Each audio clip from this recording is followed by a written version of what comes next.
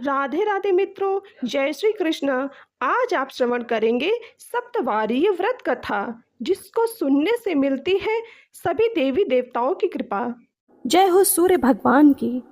आज आप श्रवण करेंगे रविवार व्रत की पौराणिक कथा।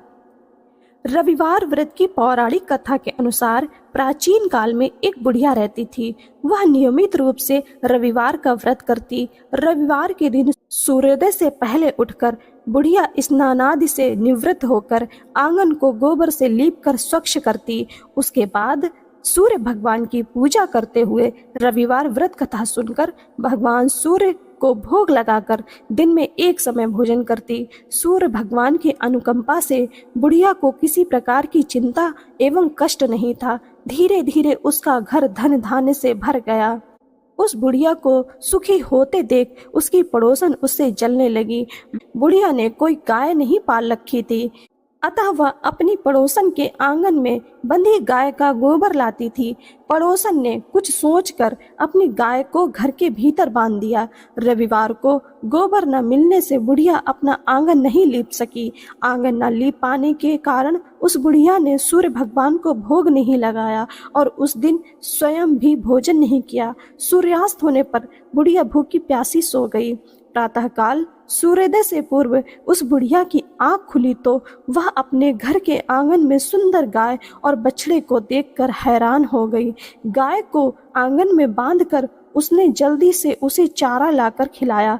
पड़ोसन ने उस बुढ़िया के आंगन में बंधी सुंदर गाय और बछड़े को देखा तो वह उससे और अधिक चलने लगी। तभी गाय ने सोने का गोबर किया। गोबर को देखते ही पड़ोसन की आंखें फट गईं। पड़ोसन ने उस बुढ़िया को आसपास ना पाकर तुरंत उस गोबर को उठाया और अपने घर ले गई तथा अपनी गाय का गोबर वहां रख आई। सोने के गोबर से पड़ोसन कुछ ही दिनों में धनवान हो गई। गाय प्रतिदिन सूर्योदय से पूर्व सोने का गोबर किया करती थी और बुढ़िया के उठने से पहले पड़ोसन उस गोबर को उठाकर ले जाती थी। बहुत दिनों तक बुढ़िया को सोने के गोबर के बारे में कुछ पता ही नहीं चला। बुढ़िया पहले की तरह हर रविवार को भगवान सूर्यदेव का व्रत करती रही और कथा सुनती रही। लेकिन सूर्य भगवान को जब पड़ोसन की चालाकी का पता चला तो उन्होंने तेज आंधी चलाई। आंधी का प्रकोप देखकर बुढ़िया ने गाय को घर के भीतर बांध लिया। सुबह उठकर बुढ़िया ने सोने का गोबर देखा तो उसे बहुत आश्चर्य हुआ। उस दिन के बाद बुढ़िया गाय को घर के भीतर बांधने लगी। सोने के गोबर से बुढ़िया कुछ ही दिन में बहुत धनी हो गई। उस बुढ़िया के धनी होने से पड़ोसन बुरी तरह जल भुनकर राख हो गई और उसने अपने पति को समझा बुझाकर उसे नगर के राजा के पास भेज दिया। सुंदर गाय को देखकर राजा बहुत खुश हुआ। सुबह जब राजा ने सोने का गोबर देखा तो उसके आश्चर्य का ठिकाना ना रहा। उधर सूर्य भगवान को भूखी प्यासी बुढ़िया को इस तरह प्रार्थना करते देख उस पर बहुत करुणा आई। उसी रात सूर्य भगवान ने राजा को सपने में कहा, राजन, बुढ़िया की गाय व बछड़ा तुरंत लौटा दो, नहीं तो तुम पर विपत्तियों का पहाड़ टूट पड़ेगा, तुम्हारा महल नष्ट हो जाएगा। सूर्य भगवान के स्वप्न से बुरी तरह भयभीत राजा ने प्रातः उठते ही गाय और बछड़ा बुढ़िया को लौटा दिया। राजा ने बहुत सा धन देकर बुढ़िया से अपनी गलती की क्षमा मांगी। राजा ने पड़ोसन और उसके पति को उनकी इस दुष्टता के लिए दंड दिया। फिर राजा ने पूरे राज्य में घोषणा करा दी कि सभी स्त्री पुरुष रविवार का व्रत किया करे। रविवार का व्रत करने से सभी लोगों के घर धन धान्य से भर गए। चारों ओर खुशहाली छा गई। स्त्री पुरुष सुखी जीवन यापन करने लगे तथा सभी लोगों के शारीरिक कष्ट दूर हो गए। जय हो सूर्य भगवान की। ओम नमः शिवाय। श्रोताओं, आज सोमवार के व्रत में जरूर सुनेंगे कथा, मिलेगी शिव पार्वती की कृपा। सोमवार का दिन भगवान शंकर को समर्पित है। आज के दिन भक्त भोलेनाथ को प्रसन्न करने के लिए विशेष पूजा अर्चना करते हैं। कुछ लोग आज के दिन व्रत भी रखते हैं ताकि शिव जी की विशेष कृपा प्राप्त की जा सके। बाबा भोलेनाथ के आशीर्वाद के लिए आप भी सोमवार का व्रत कर सकते हैं। तो शिव व्रत कथा को पढ़कर या सुनकर इस उपवास को पूरा करें। सोमवार का दिन भगवान शंकर को समर्पित है। नारद पुराण के अनुसार सोमवार व्रत में व्यक्ति को प्रातः स्नान करके शिव जी को जल और बेलपत्र चढ़ाना चाहिए तथा शिव गौरी जी की पूजा करनी चाहिए। शिव पूजन के बाद सोमवार व्रत कथा सुननी चाहिए। इसके बाद केवल एक समय ही भोजन करना चाहिए। साधारण रूप से सोमवार का व्रत दिन के तीसरे प्रहर तक होता है, मतलब शाम तक रखा जाता है। सोमवार व्रत 3 प्रकार का होता है: प्रति सोमवार व्रत, सौम्य प्रदोष व्रत और 16 सोमवार का व्रत होता है। इन सभी व्रतों के लिए एक ही विधि होती है। तो श्रोताओं, आइए श्रवण करते हैं सोमवार व्रत की महान कथा। एक समय की बात है, किसी नगर में एक साहूकार रहता था। उसके घर में धन की कोई कमी नहीं थी, लेकिन उसकी कोई संतान नहीं थी। इस कारण वह बहुत दुखी था। पुत्र प्राप्ति के लिए वह प्रत्येक सोमवार व्रत रखता था, पर पूरी श्रद्धा के साथ शिव मंदिर जाकर भगवान शिव और पार्वती जी की पूजा किया करता था। उसकी भक्ति देखकर एक दिन माँ पार्वती प्रसन्न हो गई और भगवान शिव से उस साहूकार की मनोकामना पूर्ण करने का आग्रह करने लगी। पार्वती जी की इच्छा सुनकर भगवान शिव ने कहा कि हे पार्वती, इस संसार में हर प्राणी को उसके कर्मों का फल मिलता है और जिसके भाग्य में जो हो उसे वो ही भोगना पड़ता है। लेकिन पार्वती जी ने साहूकार जी की भक्ति को मान रखने के लिए उसकी मनोकामना पूर्ण करने की इच्छा जताई। माता पार्वती के आग्रह पर शिव जी ने साहूकार को पुत्र प्राप्ति का वरदान तो दिया, लेकिन साथ ही ये भी कहा कि उसके बालक की आयु केवल 12 वर्ष ही होगी। माता पार्वती भगवान शिव की बातचीत को साहूकार सुन रहा था। उसे ना तो इस बात की खुशी थी और ना ही दुख।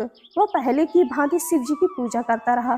कुछ समय के बाद साहूकार के घर एक पुत्र का जन्म हुआ। जब वह बालक 11 वर्ष का हुआ तो उसे पढ़ने के लिए काशी भेज दिया गया।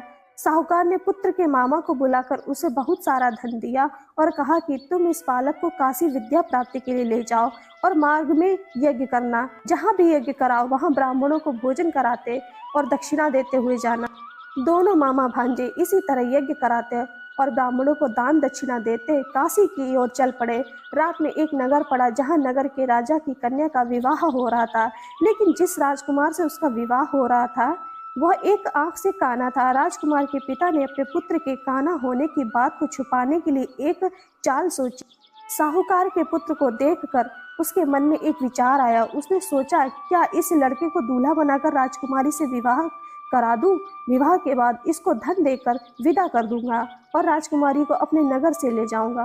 लड़के को दूल्हे के वस्त्र पहनाकर राजकुमारी से विवाह करा दिया। लेकिन साहूकार का पुत्र ईमानदार था, उसे ये बात न्याय संगत नहीं लगी। उसने अवसर पाकर राजकुमारी की चुन्नी के पल्ले पर लिख दिया कि तुम्हारा विवाह तो मेरे साथ हुआ है, लेकिन जिस राजकुमार के संग तुम्हें भेजा जाएगा वह एक आंख से काना है। मैं तो काशी में पढ़ने जा रहा हूँ। जब राजकुमारी ने चुन्नी पर लिखी बातें पढ़ी तो उसने अपने माता पिता को ये बात बताई।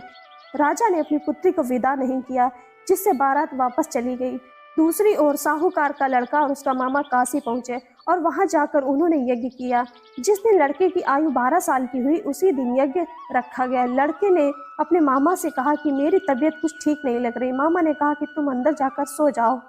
शिव जी के वरदान अनुसार कुछ ही देर बाद उस बालक के प्राण निकल गए। मृत भांजे को देख उसके मामा ने विलाप करना शुरू कर दिया।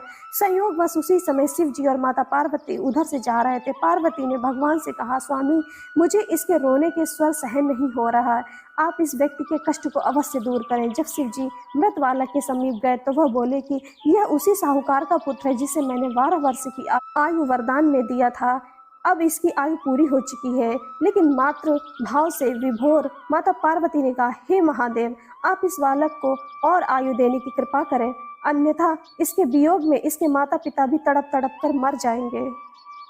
माता पार्वती के आग्रह पर भगवान शिव ने उस लड़के को जीवित होने का वरदान दिया। शिव जी की कृपा से यह लड़का जीवित हो गया। शिक्षा समाप्त करके लड़का मामा के साथ अपने नगर की ओर चल दिया। दोनों चलते हुए उसी नगर में पहुंचे जहां उसका विवाह हुआ था। उस नगर में भी उन्होंने यज्ञ का आयोजन किया। उस लड़के के ससुर ने उसे पहचान लिया और महल में ले जाकर उसकी खातिरदारी की और अपनी पुत्री को विदा किया। इधर साहूकार और उसकी पत्नी भूखे प्यासे रहकर बेटी की प्रतीक्षा कर रहे थे। उन्होंने प्रण कर रखा था कि यदि उन्हें अपनी बेटी की मृत्यु का समाचार मिला तो वह भी प्राण त्याग देंगे, परंतु अपने बेटे के जीवित होने का समाचार पाकर वो बेहद प्रसन्न हुए। उसी रात भगवान शिव ने व्यापारी के स्वप्न में आकर कहा कि हे श्रेष्ठी, मैंने तेरे सोमवार व्रत करने और व्रत कथा सुनने से प्रसन्न होकर तेरे पुत्र को लंबी आयु प्रदान की। इसी प्रकार जो कोई सोमवार व्रत कथा करता है या तथा सुनता है और पढ़ता है उसके सभी दुख दूर होते हैं। और समस्त मनोकामनाएं पूर्ण होती हैं। ओम नमः शिवाय। जय श्री राम फ्रेंड्स। आज आप श्रवण करेंगे मंगलवार व्रत की एक पावन कथा। एक समय की बात है, एक ब्राह्मण दंपति की कोई संतान नहीं थी, जिस कारण वह बेहद दुखी थे। एक समय ब्राह्मण वन में हनुमान जी की पूजा के लिए गया। वहां उसने पूजा के साथ महावीर जी से एक पुत्र की कामना की। घर पर उसकी स्त्री भी पुत्र प्राप्ति के लिए मंगलवार का व्रत करती थी। वह मंगलवार के दिन व्रत के अंत में हनुमान जी को भोग लगाकर ही भोजन करती थी। एक बार व्रत के दिन ब्राह्मणी ना भोजन बना पाई और ना ही हनुमान जी को भोग लगा सकी। उसने प्रण किया कि वह अगले मंगलवार को हनुमान जी को भोग लगाकर ही भोजन ग्रहण करेगी। वह भूखी प्यासी 6 दिन तक पड़ी रही। मंगलवार के दिन बेहोश हो गई। हनुमान जी की उसकी निष्ठा और लगन को देखकर प्रसन्न हुए। उन्होंने आशीर्वाद स्वरूप ब्राह्मणी को एक पुत्र दिया और कहा कि यह तुम्हारी बहुत सेवा करेगा। बालक को पाकर ब्राह्मणी अति प्रसन्न हुई। उसने बालक का नाम मंगल रखा। कुछ समय उपरांत जब ब्राह्मण घर आया तो बालक को देख पूछा कि वह कौन है। पत्नी बोली कि मंगलवार व्रत से प्रसन्न होकर हनुमान जी ने उसे यह बालक दिया है। ब्राह्मण को अपनी पत्नी की बात पर विश्वास नहीं हुआ। एक दिन मौका देख ब्राह्मण ने बालक को कुएं में गिरा दिया। घर पर लौटने पर ब्राह्मणी ने पूछा कि मंगल कहाँ है। तभी पीछे से मंगल मुस्कुराकर आया। उसे वापस देखकर ब्राह्मण आश्चर्यचकित रह गया। रात को हनुमान जी ने उसे सपने में दर्शन दिए और बताया कि यह पुत्र उसे उन्होंने दिया है। ब्राह्मण सत्य जानकर बहुत खुश हुआ। इसके बाद ब्राह्मण दंपत्ति प्रत्येक मंगलवार को व्रत रखने लगे। जो मनुष्य मंगलवार का व्रत कथा को पढ़ता या सुनता है और नियम से व्रत रखता है, उसे हनुमान जी की कृपा से सब कष्ट दूर हो जाते हैं, सर्व सुख प्राप्त होता है और हनुमान जी की दया के पात्र बनते हैं। जय श्री राम। जय हो हनुमान जी की। राधे राधे मित्रों, जय श्री कृष्ण। आज आप श्रवण करेंगे बुधवार के दिन सुने जाने वाली गणेश व्रत की कथा। सनातन धर्म में किसी भी शुभ कार्य को करने से पहले भगवान श्री गणेश की पूजा की जाती है। हिंदू धर्म में किसी भी काम का शुभारंभ करने से पहले श्री गणेशाय नमः लिखा जाता है। इसके अलावा भगवान श्री गणेश को सभी देवी देवताओं में प्रथम पूज्य माना जाता है। ग्रंथों और पुराणों में इसके पीछे भिन्न भिन्न कारण बताए गए हैं। हालांकि सभी में उन्हें सबसे पहले पूजा जाने वाले देवता ही कहा जाता है। इसकी जानकारी ज्यादातर लोगों को है, लेकिन ये बहुत कम लोग जानते हैं कि त्रिदेव ब्रह्मा, विष्णु और महेश से भी पहले भगवान गणेश की ही पूजा क्यों की जाती है। आइए जानते हैं इसके पीछे की पौराणिक कथा। दरअसल भगवान श्री गणेश बुद्धि के देवता माने जाते हैं और इनकी पूजा करने से सभी प्रकार की विघ्न और बाधाएं दूर होती हैं। ऐसा माना जाता है कि किसी भी मांगलिक अनुष्ठान या शुभ काम में गणपति की पूजा से सद्बुद्धि मिलती है, जिससे काम में सफलता मिलती है। बता दें कि पौराणिक कथा के अनुसार एक बार सभी देवताओं में विवाद हो गया कि धरती पर सबसे पहले पूजा किसकी होनी चाहिए। सभी देवता अपने आप को एक दूसरे से सर्वश्रेष्ठ बताने लगे।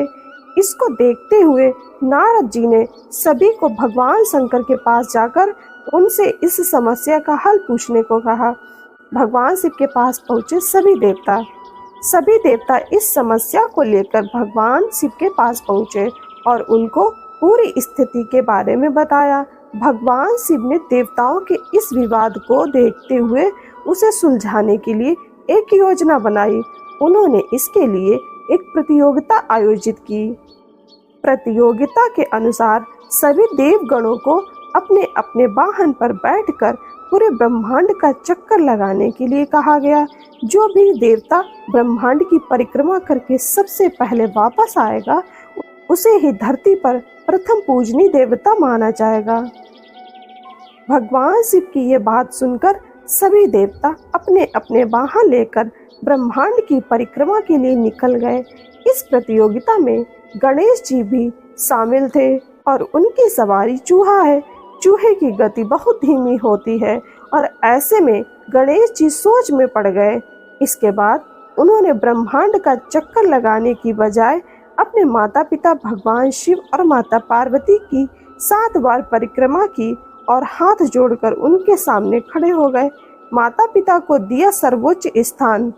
जब सभी देवता ब्रह्मांड का चक्कर लगाकर वापस लौटे तब वहां गणेश जी पहले से मौजूद थे और भगवान शिव ने गणेश जी को विजयी घोषित कर दिया, जिसे सुनकर सभी देवता अचंभित हो गए कि चूहे की सवारी से पूरे ब्रह्मांड का चक्कर इतनी जल्दी कैसे लगाया जा सकता है। तब भगवान शिव ने बताया कि माता पिता को संपूर्ण ब्रह्मांड में सर्वोच्च स्थान दिया गया है और उन्हें धरती पर देवताओं के समान माना जाता है। गणेश जी ने ब्रह्मांड का चक्कर लगाने के बजाय माता पिता की परिक्रमा की है। भगवान शिव की बात सुनकर सभी देवता उनके निर्णय से सहमत हो गए और तभी से गणेश जी को प्रथम पूजनीय देवता माना गया। श्रोताओं, आप सभी का जीवन मंगलमय हो। जय हो गणेश भगवान की। जय भोले बाबा की। शंकर शिव जी की आराधना धूप बेलपत्र आदि से करनी चाहिए। बुद्ध की कथा के अनुसार एक पुरुष का नया नया विवाह हुआ था। विवाह के 2 दिनों बाद उसकी पत्नी मायके चली गई। कुछ दिनों के बाद वह पुरुष अपनी पत्नी को लेने उसके यहाँ गया। बुधवार को जब वह पत्नी के साथ लौटने लगा तो ससुराल पक्ष ने उसे रोकने का प्रयत्न किया। विदाई के लिए बुधवार शुभ नहीं है, लेकिन वह नहीं माना और पत्नी के साथ बैलगाड़ी में चल पड़ा। विवश होकर सास ससुर ने अपनी जमाई और पुत्री को भारी मन से विदा किया। नगर के बाहर पहुंचने पर पत्नी को प्यास लगी। पुरुष लोटा लेकर पानी की तलाश में चल पड़ा। पत्नी एक पेड़ के नीचे बैठ गई। थोड़ी देर के बाद पुरुष पानी लेकर वापस लौटा। तब उसने देखा कि उसकी पत्नी किसी के साथ हंस हंस कर बातें कर रही है और उसके लोटे से पानी पी रही है। उसको क्रोध आ गया। वह निकट पहुंचा तो उसके आश्चर्य का ठिकाना नहीं था, क्योंकि उस आदमी की सूरत उसी की भांति थी। पत्नी भी सोच में पड़ गई कि दोनों पुरुष झगड़ने लगे। धीरे धीरे वहां काफी भीड़ एकत्रित हो गई और सिपाही भी आ गए। हम शक्ल आदमियों को देख वे भी आश्चर्य में पड़ गए। उन्होंने स्त्री से पूछा उसका पति कौन है। वो भी सोच में पड़ गई। तब वह पुरुष शंकर भगवान से प्रार्थना करने लगा कि हे भगवान, हमारी रक्षा करें। मुझसे बड़ी भूल हुई है। मैंने सास ससुर की बात नहीं मानी और बुधवार को पत्नी को विदा करा लिया। मैं भविष्य में ऐसा कदापि नहीं करूंगा। जैसे ही उसकी प्रार्थना पूरी हुई, दूसरा पुरुष अंतर्ध्यान हो गया। पति पत्नी सकुशल अपने घर पहुंच गए। जय भोले बाबा की। ओम नमो भगवते वासुदेवाय नमः। श्रोताओं, आपका जीवन मंगलमय हो। श्रोताओं, आज आप श्रवण करेंगे गुरुवार व्रत की कथा। बृहस्पतिवार का दिन भगवान विष्णु को समर्पित है। कहते हैं कि जो व्यक्ति हर गुरुवार भगवान विष्णु की पूजा करता है और गुरुवार की कथा सुनता है, गुरु बृहस्पति की और भगवान विष्णु की कृपा से उनकी सभी परेशानियां दूर हो जाती हैं। लेकिन गुरुवार की व्रत की कथा और पूजा के कुछ नियम हैं जिनका बड़ी ही सावधानी से पालन करना चाहिए। आइए जानते हैं गुरुवार के व्रत कथा और व्रत से जुड़े नियम। गुरुवार व्रत पूजा कथा में कई ऐसी बातें बताई गई हैं जिन्हें मनुष्य को ध्यानपूर्वक अपनाना चाहिए। कहते हैं कि जो व्यक्ति श्रद्धा भाव से गुरुवार को भगवान विष्णु की पूजा करता है और गुरुवार व्रत की कथा कहता है और सुनता है, उसकी गरीबी और कष्ट को भगवान विष्णु दूर कर देते हैं। जीवन में सुख समृद्धि के लिए गुरुवार के दिन आप भी इस गुरुवार व्रत कथा को सुने या पढ़ें। बृहस्पतिवार के दिन सूर्योदय से पहले उठें और नित्य कर्म से निवृत्त होकर पीले रंग के वस्त्र पहने। उसके बाद पूरे घर में गंगा जल छिड़कें। इसके बाद पूजा घर में श्री हरि विष्णु की मूर्ति या चित्र स्थापित करें। फिर पीले रंग के गंध पुष्प और अक्षत चढ़ाएं। इसके बाद चना गुड़ और मुनक्का चढ़ाकर विधि विधान से पूजन विधि शुरू करें। इसके बाद मंत्रों का जाप करें। इसके बाद व्रत की कथा पढ़ें। कथा पढ़ने के बाद केले के पेड़ में जल चढ़ाएं। मंत्रोच्चार के बाद बृहस्पतिवार व्रत की कथा पढ़ें। यह इस प्रकार है कि प्राचीन समय की बात है, भारतवर्ष में एक राजा राज्य करता था। वह बड़ा प्रतापी और दानी था। वह नित्य गरीबों और ब्राह्मणों की सेवा सहायता करता था। प्रतिदिन मंदिर में भगवान दर्शन करने जाता था, लेकिन यह बात उसकी रानी को अच्छी नहीं लगती थी। वह ना ही पूजन करती थी और ना ही दान करने में उसका मन लगता था। एक दिन राजा शिकार खेलने वन को गए हुए थे, तो रानी और दासी महल में अकेली थी। उसी समय बृहस्पति देव साधु भेष में राजा के महल में भिक्षा के लिए गए और भिक्षा मांगी, तो रानी ने भिक्षा देने से मना कर दिया। रानी ने कहा कि हे साधु महाराज, मैं तो दान पुण्य से तंग आ गई हूँ। इस कार्य के लिए मेरे पतिदेव ही बहुत हैं। अब आप ऐसी कृपा करें कि सारा धन नष्ट हो जाए तथा मैं आराम से रह सकूं। साधु ने कहा, देवी तुम तो बड़ी अजीब हो। धन और संतान से कौन दुखी होता है? इसकी तो सभी कामना करते हैं। पापी भी पुत्र और धन की इच्छा करते हैं। अगर तुम्हारे पास अधिक धन है तो भूखे मनुष्यों को भोजन कराओ, प्याऊ लगवाओ, ब्राह्मणों को दान दो, कुआं, तालाब, बावड़ी, बाग, बगीचे आदि का निर्माण कराओ, मंदिर, पाठशाला, धर्मशाला बनवाकर दान दो, निर्धनों की कुमारी कन्याओं का विवाह कराओ, साथ ही यज्ञ आदि कर्म करो, अपने धन को शुभ कार्यों में खर्च करो। ऐसा करने से तुम्हारा नाम परलोक में सार्थक होगा एवं स्वर्ग की प्राप्ति होगी। लेकिन रानी पर उपदेश का कोई प्रभाव नहीं पड़ा। वह बोली, महाराज मुझे ऐसे धन की आवश्यकता नहीं है जिसको मैं अन्य लोगों को दान दूं, जिसको रखने और संभालने में ही मेरा सारा समय नष्ट हो जाए। अब आप ऐसी कृपा करें कि सारा धन नष्ट हो जाए तथा मैं आराम से रह सकूं। साधु ने उत्तर दिया कि यदि तुम्हारी ऐसी इच्छा है तो जैसा मैं तुम्हें बताता हूँ तुम वैसा ही करना। बृहस्पतिवार को घर को गोबर से लीपना, अपने केसों को पीली मिट्टी से धोना, राजा से कहना वह बृहस्पतिवार को हजामत बनवाए, भोजन में मांस मदिरा खाना और कपड़ा धोबी के यहाँ धुलने डालना। ऐसा करने से 7 बृहस्पतिवार में ही आपका सारा धन नष्ट हो जाएगा। इतना कहकर वह साधु महाराज वहां से अंतर ध्यान हो गए। इसके बाद रानी ने वही किया जो साधु ने बताया। 3 बृहस्पतिवार ही बीते थे कि उसका समस्त धन संपत्ति नष्ट हो गया और भोजन के लिए राजा रानी तरसने लगे। तब एक दिन राजा ने रानी से कहा कि तुम यहाँ पर रहो, मैं दूसरे देश में चाकरी के लिए चला जाऊं, क्योंकि यहाँ पर उसे सभी मनुष्य जानते हैं, इसलिए कोई कार्य नहीं कर सकता। देश चोरी परदेश भीख बराबर है। ऐसा कहकर राजा परदेश चला गया। वहाँ पर जंगल को जाता और लकड़ी काट कर लाता और शहर में बेचता। इस तरह जीवन व्यतीत करने लगा। इधर राजा के बिना रानी और दासी दुखी रहने लगी। किसी दिन भोजन मिलता और किसी दिन जल पीकर ही रह जाती। एक समय जब रानी और दासियों को 7 दिन बिना भोजन के रहना पड़ा, तो रानी ने अपनी दासी से कहा, हे दासी, पास ही के नगर में मेरी बहन रहती है, वो बड़ी धनी है, तो उसके पास जा और 5 सेर बेजर मांग कर ले आ, ताकि कुछ समय के लिए थोड़ा बहुत गुजर बसर हो जाए। दासी रानी की बहन के पास गई। उस दिन बृहस्पतिवार था। रानी की बहन उस समय बृहस्पतिवार की कथा सुन रही थी। दासी ने रानी की बहन को अपनी रानी का संदेश दिया, लेकिन रानी की बहन ने कोई उत्तर नहीं दिया। जब दासी को रानी की बहन से कोई उत्तर नहीं मिला तो वह दुखी हुई, उसे क्रोध भी आया। दासी ने वापस आकर रानी को सारी बात बता दी। सुनकर रानी ने कहा कि हे दासी, इसमें उसका कोई दोष नहीं है। जब बुरे दिन आते हैं तब कोई सहारा नहीं, अच्छे बुरे का पता विपत्ति में ही लगता है। जो ईश्वर की इच्छा होगी वही होगा, यह सब हमारे भाग्य का दोष है। ये सब कहकर रानी ने अपने भाग्य को कोसा। उधर रानी की बहन ने सोचा कि मेरी बहन की दासी आई थी, लेकिन मैं उससे नहीं बोली, इससे वह बहुत दुखी हुई होगी। कथा सुनकर और पूजन समाप्त कर अपनी बहन के घर गई और कहने लगी कि हे बहन, मैं बृहस्पतिवार का व्रत कर रही थी, तुम्हारी दासी गई, लेकिन जब तक कथा होती तब तक ना उठते हैं और ना बोलते हैं, इसलिए मैं नहीं बोली। कहो दासी, क्यों गई थी?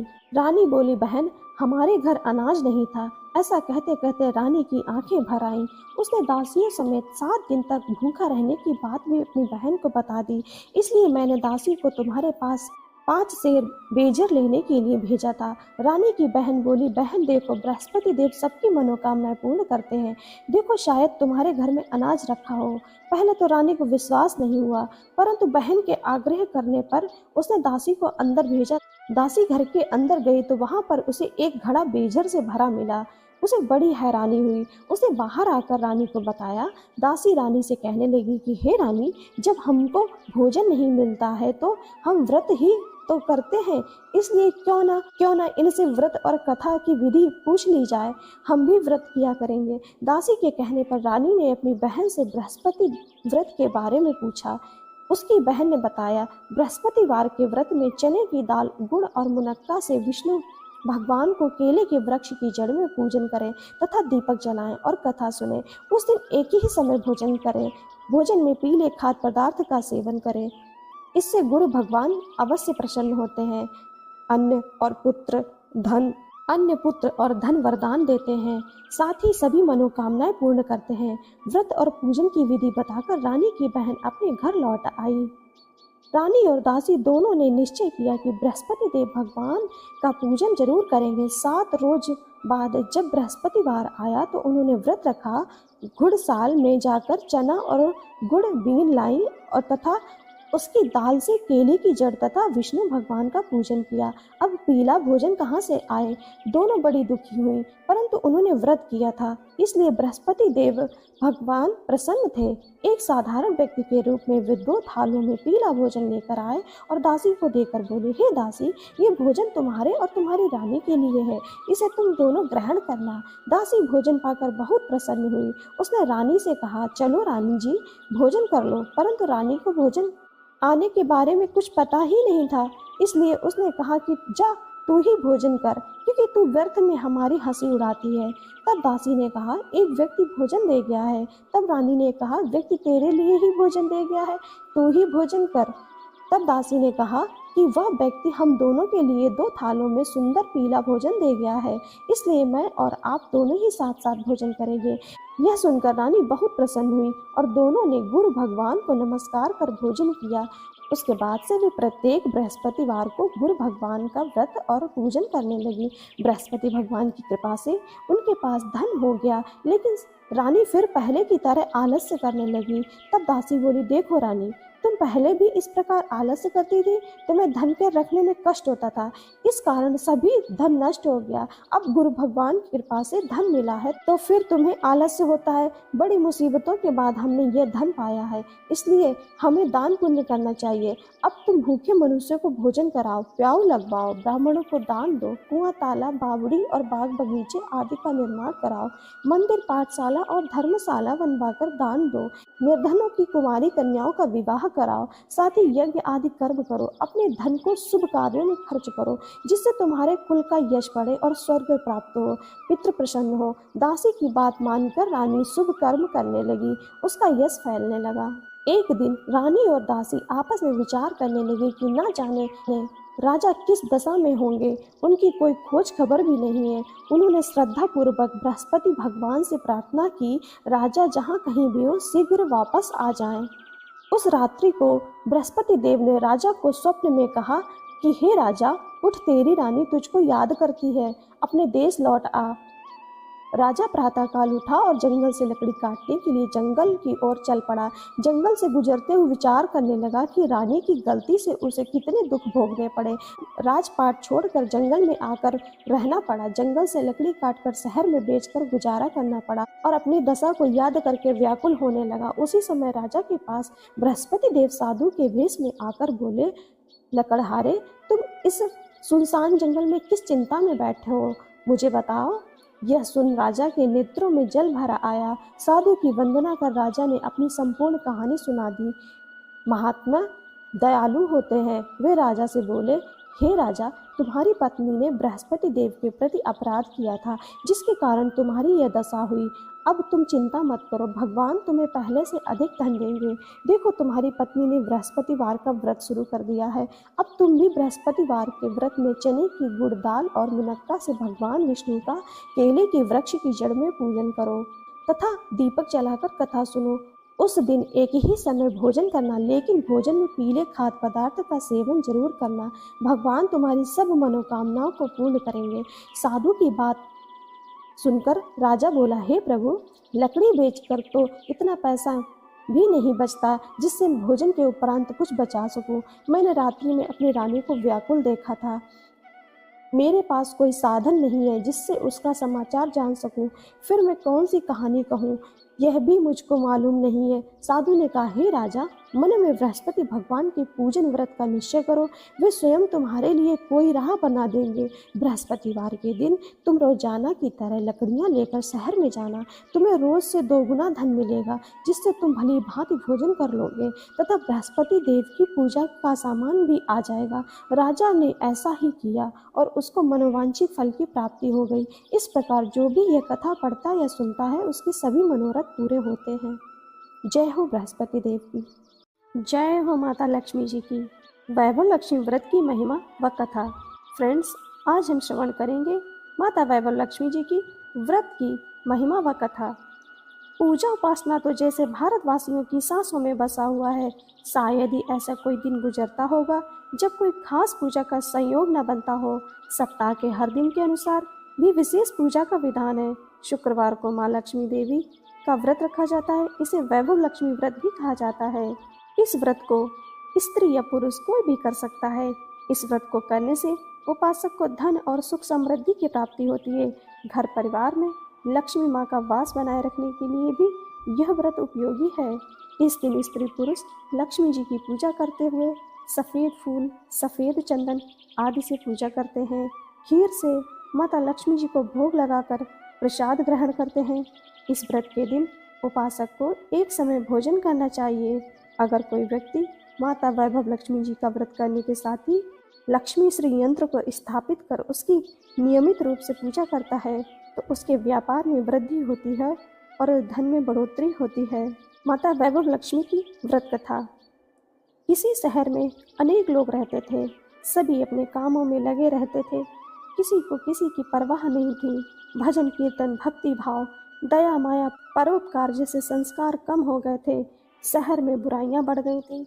शराब, जुआ, रेस, व्यभिचार, चोरी डकैती वगैरह बहुत से गुनाह शहर में होते थे।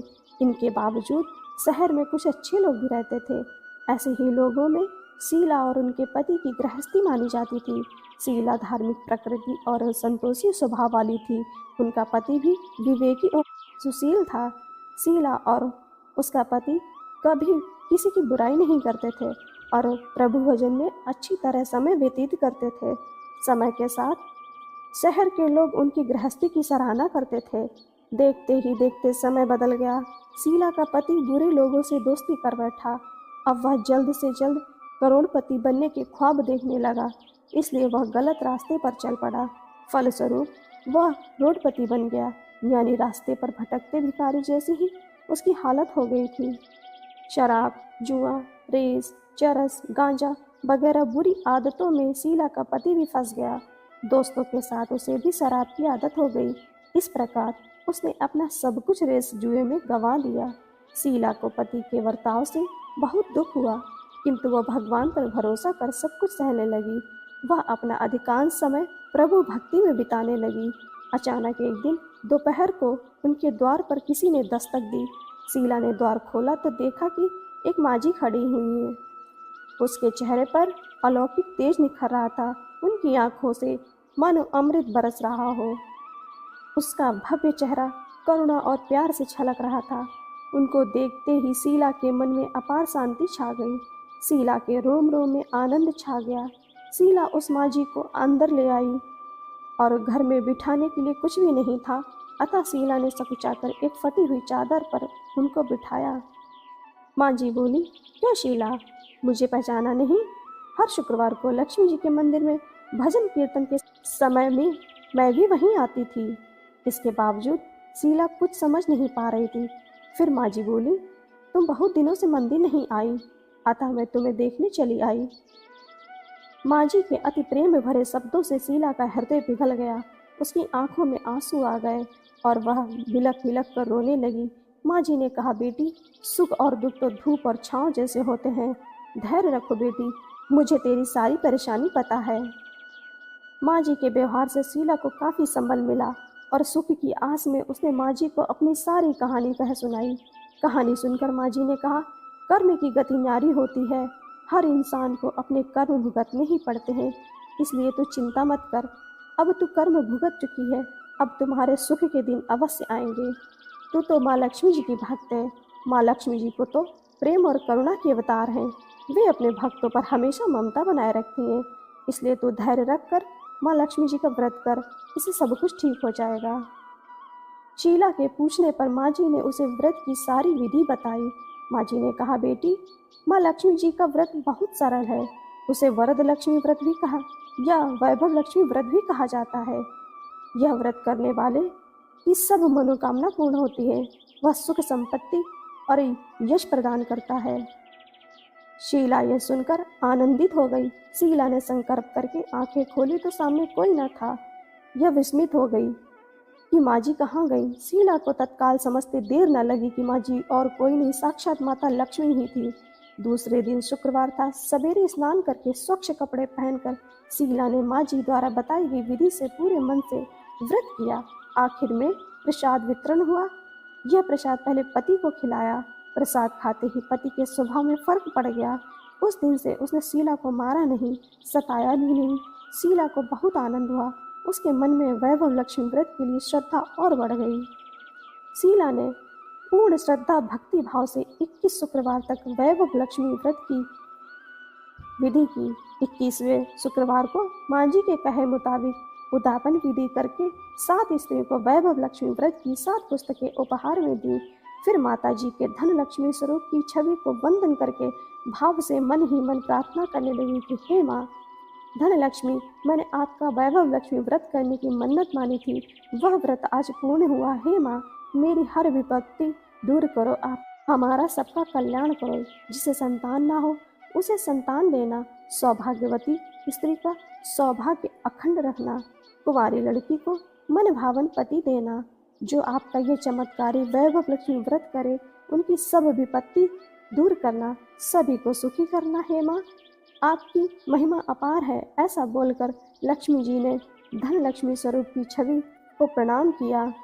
व्रत के प्रभाव से शीला का पति अच्छा आदमी बन गया और कड़ी मेहनत करके व्यवहार करने लगा। उसने तुरंत शीला के गिरवी रखे गहने छुड़ा लिए। घर में धन की बाढ़ सी आ गई। घर में पहले जैसी सुख शांति छा गई। वैभव लक्ष्मी व्रत का प्रभाव देखकर मोहल्ले की दूसरी स्त्रियां विधि पूर्वक वैभव लक्ष्मी व्रत करने लगी। जय हो माँ वैभव लक्ष्मी की। जय हो संतोषी माता की। श्रोताओं, आज आप श्रवण करेंगे माता संतोषी की व्रत कथा। शुक्रवार के दिन माँ संतोषी का व्रत पूजन किया जाता है। इस पूजा के दौरान माता की आरती, पूजन तथा अंत में माता की कथा सुनी जाती है। आइए जाने शुक्रवार के दिन की जाने वाली संतोषी माता व्रत कथा। एक बुढ़िया थी, उसके 7 बेटे थे। 6 कमाने वाले थे जबकि एक निकम्मा था। बुढ़िया 6 बेटों की रसोई बनाती, भोजन कराती और उनसे जो कुछ जूठन बचती वह 7वें को दे देती। एक दिन वह पत्नी से बोला, देखो मेरी माँ को मुझ पर कितना प्रेम है। वह बोली, क्यों नहीं, सबका जूठा जो तुमको खिलाती है। वह बोला, ऐसा नहीं हो सकता, मैं जब तक आंखों से ना देख लूं मान नहीं सकता। बहू हंसकर बोली, देख लोगे तब तो मानोगे। कुछ दिन बाद त्योहार आया। घर में 7 प्रकार के भोजन और चूरमे के लड्डू बने। वह जांचने के लिए सिर दुखने का बहाना कर पतला वस्त्र सिर पर ओढ़े रसोई घर में सो गया। वह कपड़े में से सब देखता रहा। 6 भाई भोजन करने आए। उसने देखा माँ ने उसके लिए सुंदर आसन बिछाया, नाना प्रकार की रसोई परोसी और आग्रह करके उन्हें जमाया। वह देखता रहा। 6 भोजन करके उठे तब माँ ने उनकी झूठी थालियों में से लड्डुओं के टुकड़े उठाकर एक लड्डू बनाया। जूठन साफ कर बुढ़िया माँ ने उसे पुकारा, बेटा 6 भाई भोजन कर गए, अब तू ही बाकी है, उठ, तू कब खाएगा। वह कहने लगा, माँ मुझे भोजन नहीं करना, मैं परदेश जा रहा हूँ। माँ ने कहा, कल जाता हो तो आज चला जा। वह बोला, हाँ माँ आज ही जा रहा हूँ। यह कहकर वह घर से निकल गया। 7वें बेटे का परदेश जाना। चलते समय पत्नी की याद आ गई। वह गौशाला में कंडे उपले थाप रही थी। वहां जाकर बोला, हम जावे परदेश आवेंगे कुछ काल, तुम रहियो संतोष से धर्म अपनो पाल। वह बोली, जाओ पिया आनंद से हमारो सोच हटाए, राम भरोसे हम रहे ईश्वर तुम्हें सहाय। 2 निशानी आपन देख धरूं मैं धीर, सुधिमति हमारी बिसारियो, रखियो मन गंभीर। वह बोला, मेरे पास तो कुछ नहीं है, ये अंगूठी है सो ले लो और अपनी कुछ निशानी मुझे दे दो। वह बोली, मेरे पास क्या है, यह गोबर भरा हाथ है। यह कहकर उसकी पीठ पर गोबर के हाथ की थाप मार दी। वह चल दिया। चलते चलते दूर देश पहुंचा। परदेश में नौकरी। वहाँ एक साहूकार की दुकान थी। वहाँ जाकर कहने लगा, भाई मुझे नौकरी पर रख लो। साहूकार को जरूरत थी। बोला, रह जा। लड़के ने पूछा, तनख्वाह क्या दोगे? साहूकार ने कहा, काम देखकर दाम मिलेंगे। साहूकार की नौकरी मिली। वह सुबह 7 बजे से 10 बजे तक नौकरी बजाने लगा। कुछ दिनों बाद दुकान का सारा लेन देन, हिसाब किताब, ग्राहकों को माल बेचना, सारा काम करने लगा। साहूकार के 7-8 नौकर थे।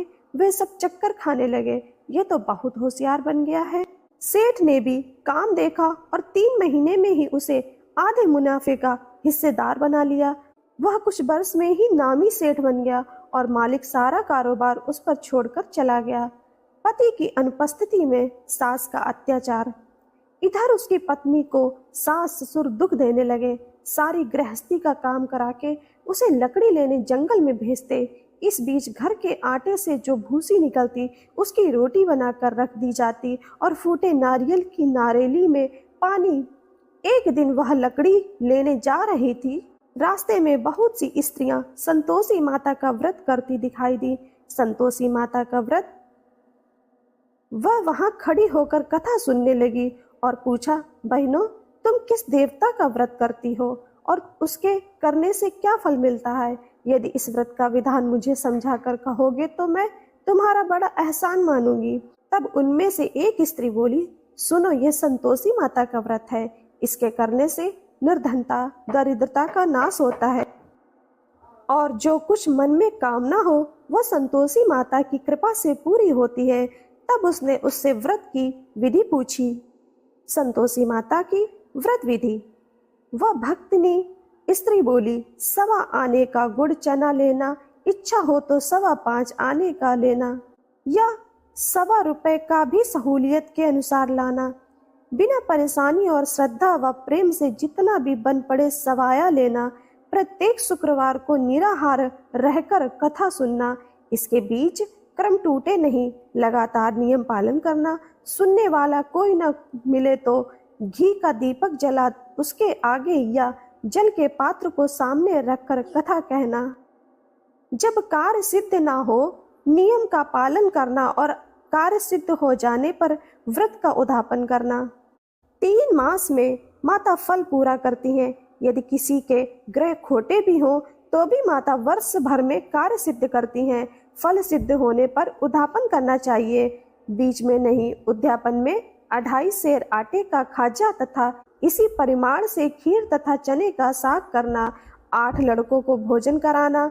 जहाँ तक मिले देवर जेठ भाई बंधु के हों, ना मिले तो रिश्तेदारों के और पास पड़ोसियों को बुलाना। उन्हें भोजन करा यथाशक्ति दक्षिणा दे। माता का नियम पूरा करना। उस दिन घर में खटाई न खाना। यह सुन बुढ़िया के लड़के की बहू चल दी। व्रत का प्रण करना और मां संतोषी का दर्शन देना। रास्ते में लकड़ी के बोझ को बेच दिया और उन पैसों से गुड़ चना ले माता के व्रत की तैयारी कर आगे चली और सामने मंदिर देखकर पूछने लगी, यह मंदिर किसका है? सब कहने लगे, संतोषी माता का मंदिर है। यह सुनकर माता के मंदिर में जाकर चरणों में लौटने लगी। दीन हो विनती करने लगी, माँ मैं कपट अज्ञानी हूँ, व्रत के कुछ भी नियम नहीं जानती, मैं दुखी हूँ। हे माता जगत जननी मेरा दुख दूर कर, मैं तेरी शरण में हूँ। माता को दया आई। एक शुक्रवार बीता की, दूसरे को उसके पति का पत्र आया और तीसरे शुक्रवार को उसका भेजा हुआ पैसा आ गया। यह देख जेठ चिठानी मुंह सिकोड़ने लगे। लड़के ताने देने लगे। काकी के पास पत्र आने लगे, रुपया आने लगा। अब तो काकी की खातिर बढ़ेगी। बेचारी सरलता से कहती, मैया कागज आवे रुपया आवे, हम सब के लिए अच्छा है। ऐसा कहकर आंखों में आंसू भरकर संतोषी माता के मंदिर में आ मातेश्वरी के चरणों में गिरकर रोने लगी। माँ मैंने तुमसे पैसा कब मांगा है? मुझे पैसे से क्या काम? मुझे तो अपने सुहाग से काम है। मैं तो अपने स्वामी के दर्शन मांगती हूँ। तब माता ने प्रसन्न होकर कहा, जा बेटी, तेरा स्वामी आएगा। यह सुनकर खुशी से बावली होकर घर में जा काम करने लगी। अब संतोषी माँ विचार करने लगी, इस भोली पुत्री को मैंने कह तो दिया कि तेरा पति आएगा, लेकिन कैसे? वह तो इसे स्वप्न में भी याद नहीं करता। उसे याद दिलाने को मुझे ही जाना पड़ेगा। इस तरह माता जी उस बुढ़िया के बेटे के पास जा स्वप्न में प्रकट हो कहने लगी, साहूकार के बेटे सो रहा है या जागता है? वह कहने लगा, माता सोता भी नहीं, जागता भी नहीं, कहो क्या आज्ञा है? माँ कहने लगी, तेरे घर बार कुछ है कि नहीं? वह बोला, मेरे पास सब कुछ है, माँ बाप है, बहू है, क्या कमी है?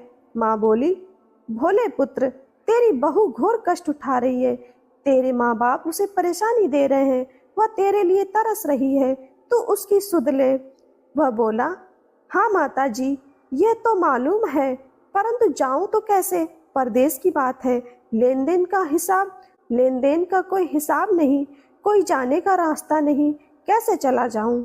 माँ कहने लगी, मेरी बात मान, सवेरे नहा धोकर संतोषी माता का नाम ले, घी का दीपक जला, दंडवत कर दुकान पर जा बैठ। देखते देखते सारा लेन देन चुक जाएगा, जमा का माल बिक जाएगा, सांझ होते होते धन का भारी ढेर लग जाएगा। वह नहा धोकर संतोषी माता को दंडवत घी का दीपक जला दुकान पर जा बैठा। थोड़ी देर में देने वाले रुपया लाने लगे, लेने वाले हिसाब लेने लगे। कोठे में भरे सामान के खरीदार नकद दाम दे सौदा करने लगे। शाम तक धन का सारा भारी ढेर लग गया। मन में माता का नाम ले चमत्कार देख प्रसन्न हो घर ले जाने के वास्ते गहना कपड़ा सामान खरीदने लगा। यहाँ काम से निपट तुरंत घर को रवाना हुआ। उधर उसकी पत्नी जंगल में लकड़ी लेने जाती है। लौटते वक्त माता जी के मंदिर में विश्राम करती है।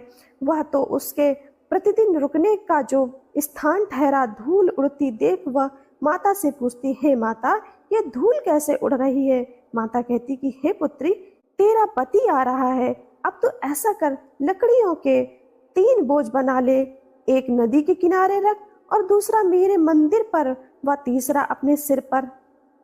तेरे पति को लकड़ियां का गट्ठर देख मोह पैदा होगा, वह यहाँ रुकेगा, नाश्ता पानी खाकर माँ से मिलने आएगा।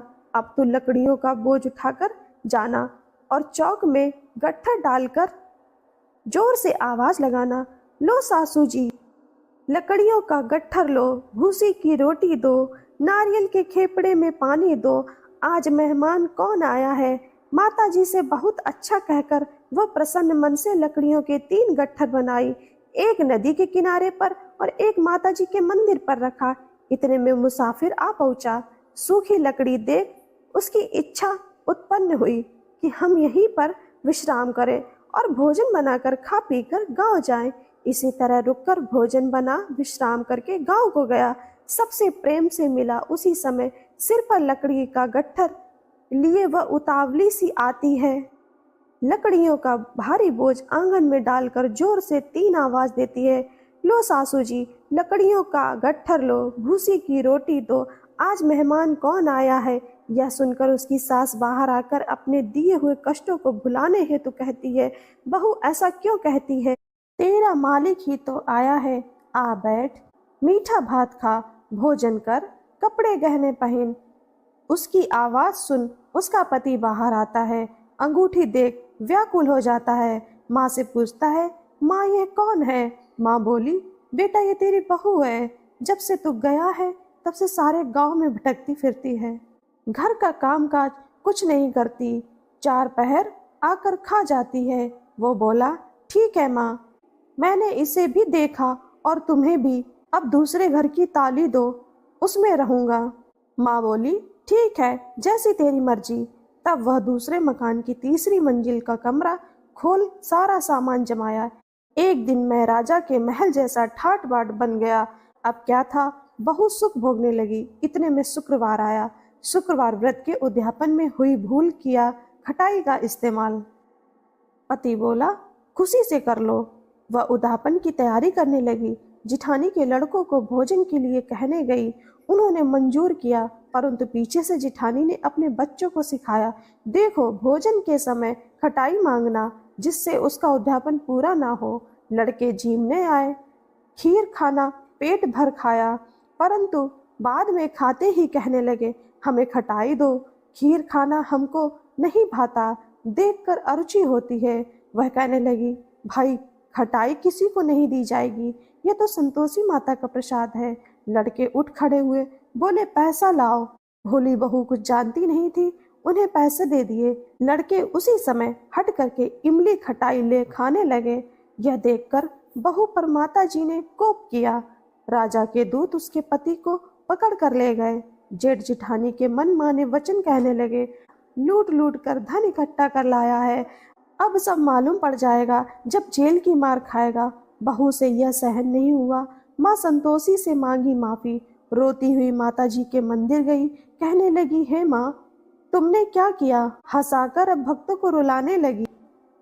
माता बोली, बेटी तूने उद्यापन करके मेरा व्रत भंग किया है। वह कहने लगी, माता मैंने कुछ अपराध किया है, मैंने तो भूल से लड़कों को पैसे दे दिए थे, मुझे क्षमा करो, मैं फिर तुम्हारा उद्यापन करूंगी। माँ बोली, अब भूल मत करना। वह कहती है, अब भूल नहीं होगी, अब बतलाओ वे कैसे आवेंगे? माँ बोली, जा पुत्री, तेरा पति तुझे रास्ते में आता मिलेगा। वह निकली, राह में पति आता मिला। वह पूछी, कहाँ गए थे? वह कहने लगा, इतना धन जो कमाया है उसका टैक्स राजा ने मांगा था, वह भरने गया था। वह प्रसन्न हो बोली, भला हुआ, अब घर को चलो। कुछ दिन बाद फिर शुक्रवार आया, फिर किया व्रत का उद्यापन। वह बोली, मुझे फिर माता का उद्यापन करना है। पति ने कहा, करो। बहू फिर जेठ के लड़कों को भोजन को कहने गई। जेठानी ने एक दो बातें सुनाई और सब लड़कों को सिखाने लगी, तुम सब लोग पहले ही खटाई मांगना। लड़के भोजन से पहले कहने लगे, हमें खीर नहीं खानी, हमारा जी बिगड़ता है, कुछ खटाई खाने को दो। वह बोली, खटाई किसी को नहीं मिलेगी, आना हो तो आओ। वह ब्राह्मण के लड़के लाकर भोजन कराने लगी। यथाशक्ति दक्षिणा की जगह एक एक फल उन्हें दिया। संतोषी माता प्रसन्न हुई। संतोषी माता का फल माता की कृपा होते ही 9वें मास में उसके चंद्रमा के स्थान पर सुंदर पुत्र प्राप्त हुआ। पुत्र को पाकर प्रतिदिन माता जी के मंदिर को जाने लगी। माँ ने सोचा, यह रोज आती है, आज क्यों ना इसके घर चलूं। यह विचार कर माता ने भयानक रूप बनाया।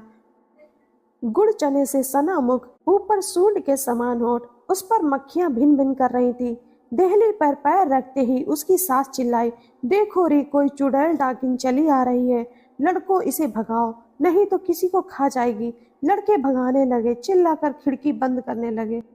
बहू रोशनदान से देख रही थी, प्रसन्नता से पगली बन चिल्लाने लगी, आज मेरी माता जी मेरे घर आई हैं। वह बच्चों को दूध पीने से हटाती है। इतने में सास का क्रोध फट जाता है। वह बोली, क्या उतावली हुई है, बच्चे को पटक दिया। इतने में माँ के प्रताप से लड़के ही लड़के नजर आने लगे।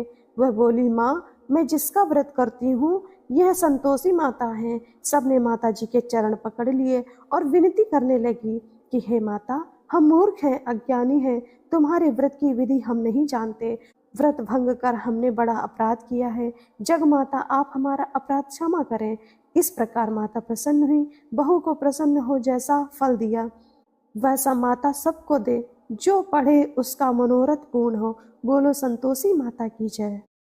हरे कृष्ण श्रोताओं, आज आप श्रवण करेंगे शनिवार व्रत की कथा। जाने कैसे विक्रमादित्य पर आ गए संकट के बादल।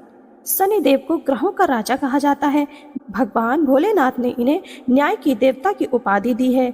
जो लोग शनिवार का व्रत करते हैं उनको पूजा के समय शनिवार व्रत कथा का श्रवण करना चाहिए।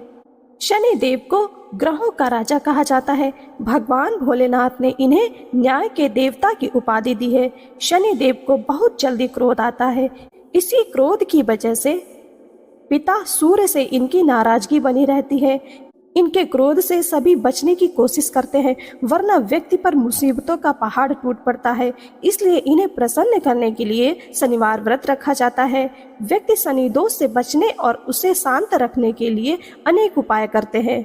शनि कृपा से व्यक्ति को सुख और वैभव की प्राप्ति होती है। जो लोग शनिवार का व्रत करते हैं उनको पूजा के समय शनि व्रत कथा का श्रवण करना चाहिए।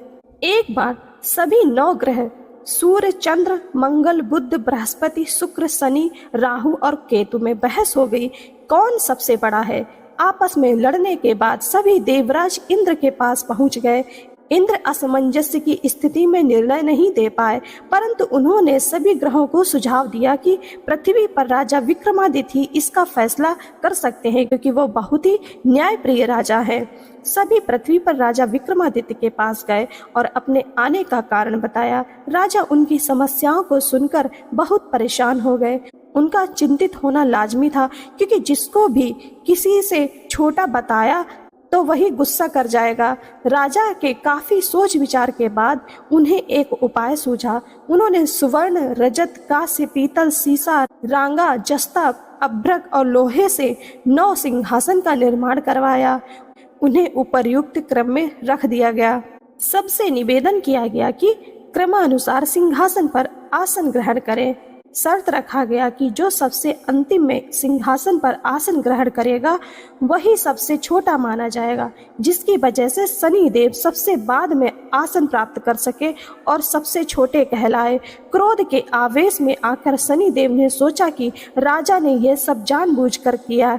कुपित होकर राजा से कहा कि राजा, तू मुझे नहीं जानता। सूर्य एक राशि में 1 महीना रहता है, चंद्रमा 2.25 महीने 2 दिन, मंगल 1.5 महीना, बृहस्पति 13 महीने, बुध और शुक्र 1-1 महीने विचरण करते हैं, लेकिन मैं 2.5 से 7.5 साल तक रहता हूँ। मैंने बड़े बड़े का विनाश किया है। श्री राम की 7.5 आने पर उन्हें जंगल जंगल भटकना पड़ा और रावण के आने पर लंका को बंदरों की सेना से परास्त होना पड़ा। क्रोधित शनिदेव ने राजा से कहा कि अब आपको सावधान रहने की जरूरत है। इतना कहकर शनिदेव कुपित अवस्था में वहां से चले गए। समय गुजरता गया और कालचक्र का पहिया घूमते हुए राजा की 7.5 आ ही गई।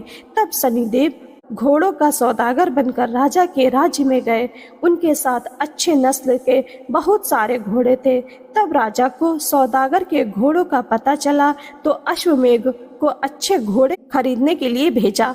अश्वपाल ने कई अच्छे घोड़े खरीदे। इसके अलावा सौदागर ने उपहार स्वरूप एक सर्वोत्तम नस्ल के घोड़े को राजा की सवारी हेतु दिया। राजा विक्रमादित्य जैसे ही उस घोड़े पर बैठे वह सरपट वन की ओर भागने लगा। जंगल के अंदर पहुंचकर वह गायब हो गया। भूख प्यास की स्थिति में राजा जंगल में भटकते रहे।